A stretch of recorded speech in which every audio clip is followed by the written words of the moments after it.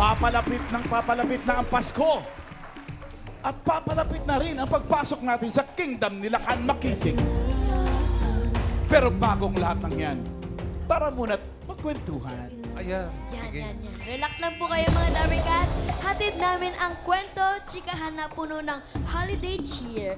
Yay! Kaya sa lahat ng Team Bahay, Team Online at Team Studio, tutok lang dito sa Judgmental ka ba?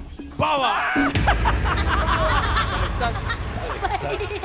Ege, tara. Halika na, bossing! Halika na, Lakan! Baliktad na. Kilalanin na agad natin ang makakasama nating kumilatis. Dabber Cats, pasok!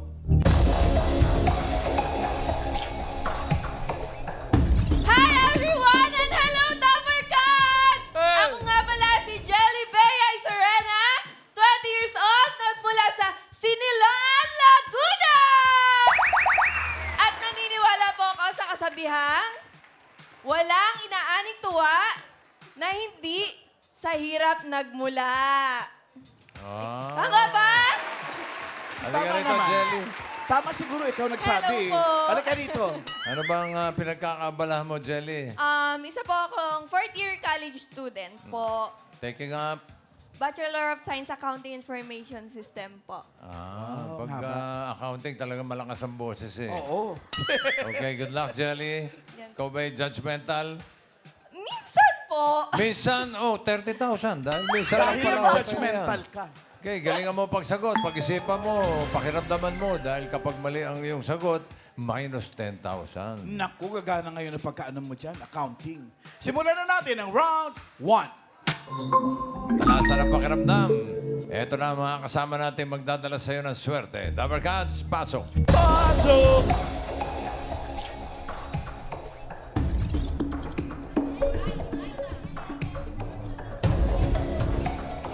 Okay, Abel. Una ka. Pakilala, Abel, mauna ka.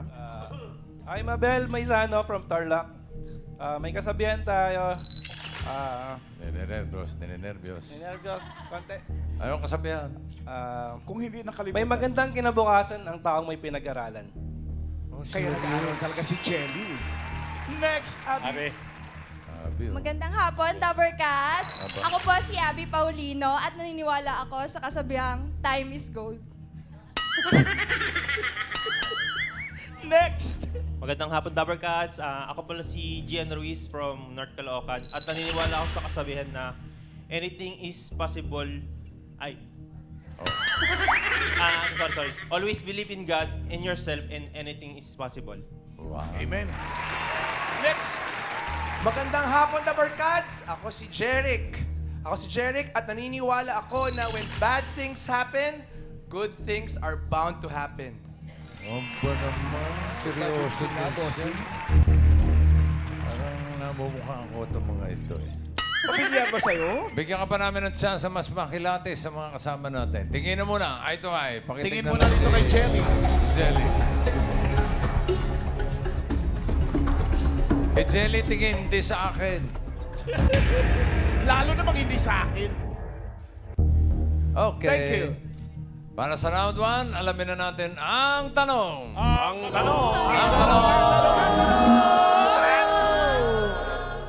Sino sa kanila ang nagbigay ng kape? Hindi. Sino sa kanila ang isa sa nagtato kay Bossing sa pelikulang The Kingdom? Okay, Jelly. Narito ang mga pagpipilian mo. Raisa, Nandyan po si Abel. kapatid ni Kai. Pwede rin pong si Abby. Oh. Kapatid na babae ni Abel. Nandyan din si Gian. Anak ni Tito. Andyan rin po si Jerry. Oh, ang tatay ng asawa ni Tony. 10 seconds. 10 seconds to decide. Sino sa kanila ang isa sa mga nagtato Kay Lakan, Makisig. sa akin sa pelikulang The Kingdom? Timer starts now.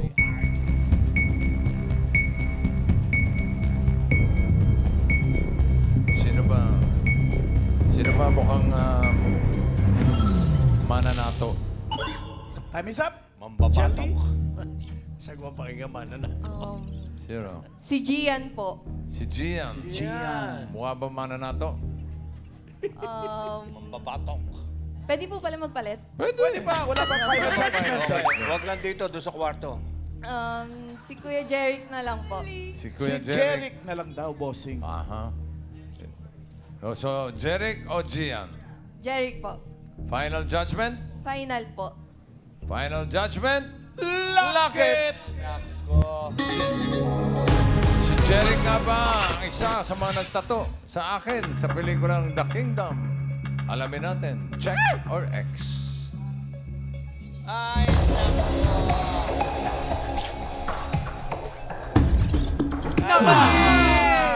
Oh no! Minus 10,000. 10,000. Akin na. Sorry. 5,000 lang to Oo nga, kulang. Oh, yeah. Akala ko ba accounting ka? Alamin natin. Hi, Sir Jeric. Hello. Good afternoon. Sir Kamusta? Jeric, kayo po ay ang maling sagot. Ano pong papel ang ginampanan nyo sa The Kingdom? Bale, ako ang Kali instructor or martial arts instructor di bossing sa pelikula. Ako yung nag-choreograph ng fight scenes niya. Nakita ko yung mga BTS natin, mga gulong-gulong si Bossing. Yun, ako yun. Sa'yo kami Bossing talaga. Ay, hindi. Baka may mga Dabarkads na hindi pa nakakita ng video na yun. Ito, mga Dabarkads, panoorin natin ang training ni Bossing. Kale.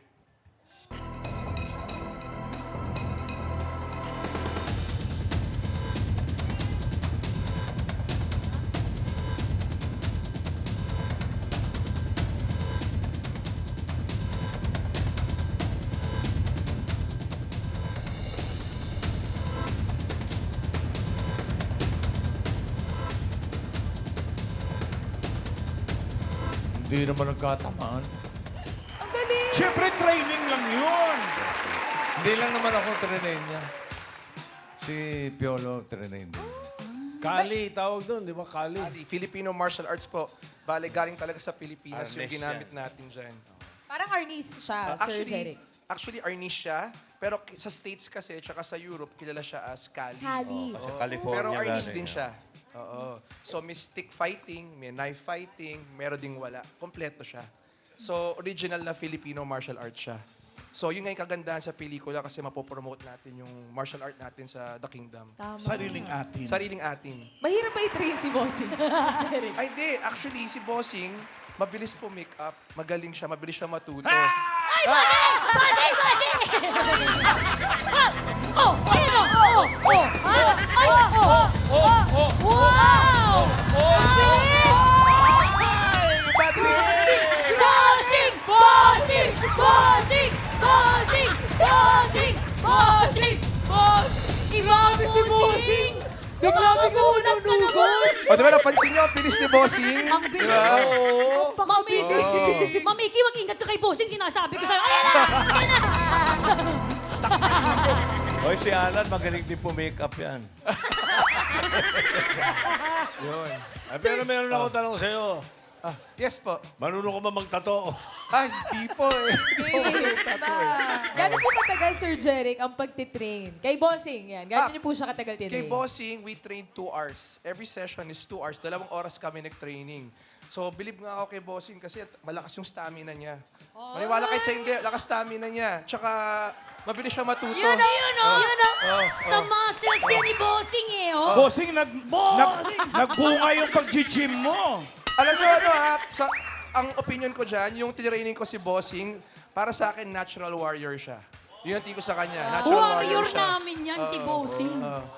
Ay, Sir Jeric, Yes, yung sinasabi niyo po kanina, Kali po ang tawag, di ba? Pwede yes. po ba namin makita rin yun ng personal? Oo naman, oo naman. Ito po, more stick friends, po. dala ni Okay. Sir Jeric. Yan So, po. pwede ko kayo demohan ng 2 sticks tsaka 1 stick. Ano yung paningit? Di ba pwedeng 1 ball, 2 balls? Pag single stick, pag courtesy, pag bigay ng galang, bow muna. Ganyan. Baka muna. Oh, yeah. Tapos ito yung fighting stance. Demo na ako. Street fighting stance. Sabi, demo lang. Pag dalawang Ito state. po ang dalawa, sir. Ito na magdalawa. So, pag dalawa, Pag dalawa. Dito po, sa likod. Sa likod po yung kalaban, nasa likod. Ayan.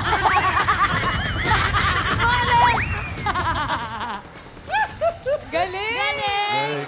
Ang bilis ng you. movements, no? Makikita pa natin ang ibang mga tinuro ni Sir Jeric sa The Kingdom. Yes, makikita nyo po to. So kung gusto nyo po makita si Bossing, si Piolo na nagde-demonstrate ng Filipino martial arts, panoorin nyo po yung The Kingdom. Maganda yung kwento, maganda rin yung mga fight scenes. Ayan. Yun. Thank you. Salamat, Sir Jeric. Maraming salamat Thank you, po. thank you. May dagdag ko lang, yung kali tinatawag, gamit sa Jason Bourne, kay John Wick. Yan. Yung mga gamit nila. Basta Galing may po siya sa Hollywood. saksakan. Ginagamit sa Hollywood Yun ang po. ginagamit Yan. na, ano. Pilipino. Leveling talaga, bossing. Arnis sa atin. Arnis po, tawag sa atin. Sport ni Migs. Sport ni Migs. Ano? Okay. Ba? Kung hindi, Hindi si Jerry. si Jeric, sino ang isa sa mga nagtato sa akin sa The Kingdom? Alamin natin. Si Abel, si Abby, or or si si Gian?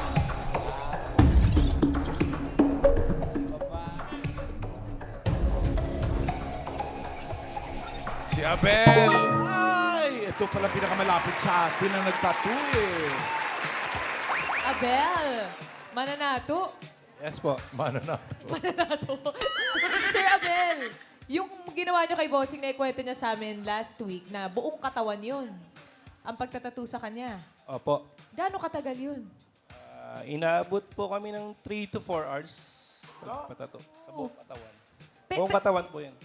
Hanggang paa. Pero ikaw, Kuya Abel, gaano katagal na po kayo mismong nagtatato? Hindi po ako nagtatato. Hindi ko license na nagtatato. Kwan po ako prosthetics. Ayun nga po, gaano po katagal? Nagkamali lang po ako. Sorry po. Prosthetic artist. Yan. Gaano katagal na, Kwan Sir na Abel? po ako 14 years. 14 years. 14 years na. Yes Di ba po. mahirap yun? Kasi ikaw ay prosthetic artist, tapos bigla kang pinagawa nung gawain ng tattoo artist talaga. Nakaya naman po yun kasi may background naman po ako. Fine arts naman po ako eh. Bali madali ko lang siya na-adapt. Kapag ganun, merong skin test yon, Sir Abel. Meron po.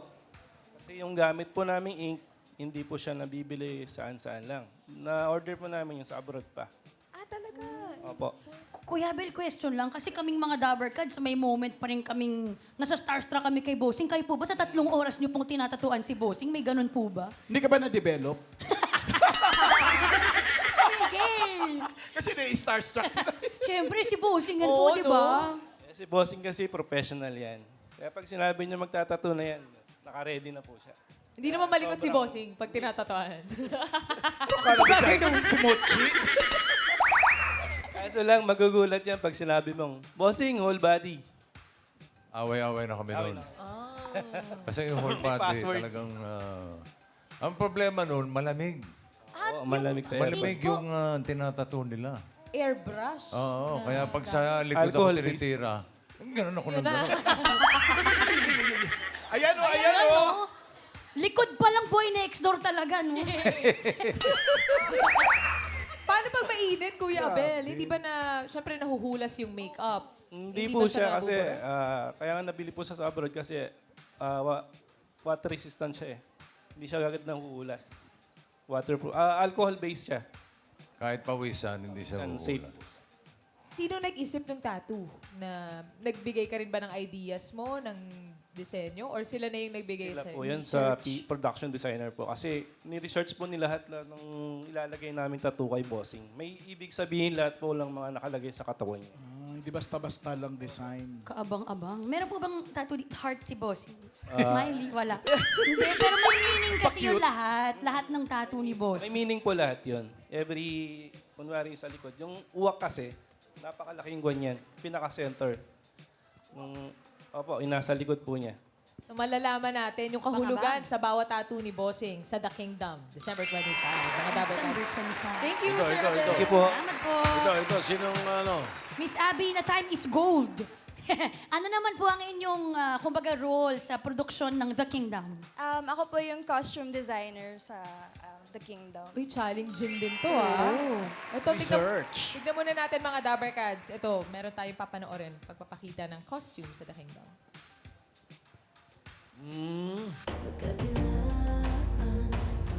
Ayun.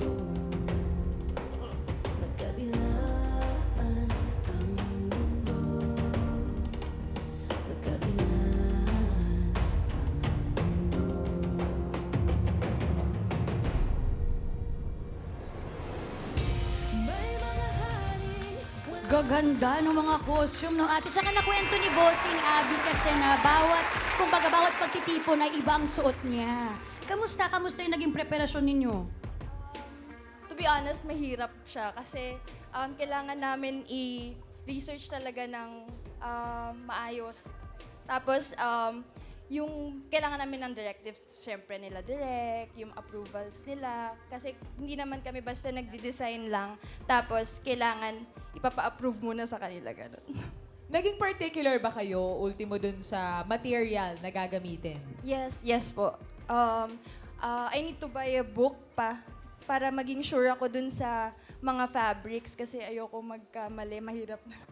Eh, paano yan, Abby? Dahil iba't iba yung mga costumes, tapos hari ang bossing natin. Ba, nahihirapan ba kayong maghanap ng mga materyales? For approval din ba yun ni bossing pag ganun? Ni Direk, yung Ni Direk, approval ni Direk. Sa fabrics, yes, medyo mahirap siya kasi hindi laging available yung mga naiisip kong fabrics. So, ino-order pa namin siya. Meron ako mga fabrics na ginamit from Mindanao, from Benguet, ganyan. Kaninong costume yung pinaka nahirapan kayo na gawin? Bukod kay Bossing kasi syempre siya ang lakan. Meron akong dinesign na bawal pang sabihin kasi yun yung very, very specific na scene. Kailangan ko siyang i-trim on the spot na gagamitin na siya sa scene. Kasi hindi siya kasya sa door. So malaki ito. Grabe siya sa pinto. Costume pa lang, grabing The Kingdom, ha? Aabangan namin yun, Abby. Yes po. Thank Thank you so much. Salamat. Gian! Kamusta? Ayos lang po. Ikaw, ano naman ang iyong role sa produksyon ng The Kingdom? Ako po si Gina. Ako po isang production assistant. Ang mga ginagawa ko po is ako po yung nag-aayos ng mga service assignment, tapos attend, tapos sa mga kailangan po sa set, dino-double check ko po. Ayun po. Isa ka sa pinakamaaga sa set Yes at po, yun po. pinakahuling Yes po. umuwi. Yes po, maaga yung pinakahuling umuwi. Kasi hinihintay din po namin yung mga hard drive na kailangan na ibigay kagad sa post. Anong kaibahan diyan sa mga ginawa mo ng proyekto before dito sa The Kingdom? Kasi syempre, iba to eh.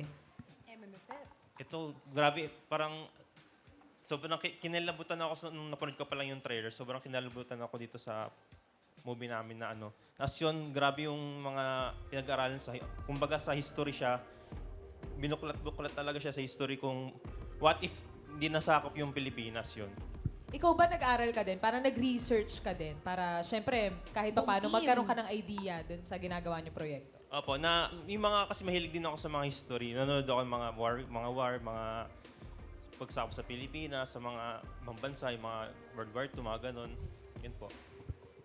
Ayan Itong sila, buong ayan ang team. buong produksyon. Totoo yan, ate, ang mga PA yung una't huling umuwi. Diba? Nag-aasikaso sa lahat.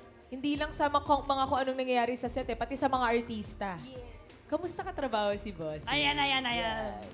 Masaya po, nakakatawa. Pero seryoso kayo doon. Serious? Pag sa ano po, wala sa camera, sobrang ano po, bait mo ni bossing. Pero kayo din ba yung mga production staff kapag syempre nandun kayo, since seryoso yung mga eksena, seryoso din ba kayo o nakakapagbiroan pa rin kayo? Tawanan. Focus lang muna po sa ano, pag nag-roll na po, focus talaga. Lahat yan no? tahimik. Serious. Lahat yan tahimik. Di ko pinagkakausap yung mga... Character agad. Lalo na to si Abby. Pag binibihisan ako, hindi kami nag-uusap. So, ang hirap ng mga costume eh. Dami kinakabit nun. May mga aksesoryas pa. Okay. Thank you. Salamat, Sir Gian. Gian. At ikaw naman, wala na tayong round 2. Baka mabawasan pa yung 20,000 mo. May papanood Nalilinya ka sa na ng mali The eh. Kingdom. Okay. Salamat sa ating mga bisita. Abel, Abby, Gian, Jeric.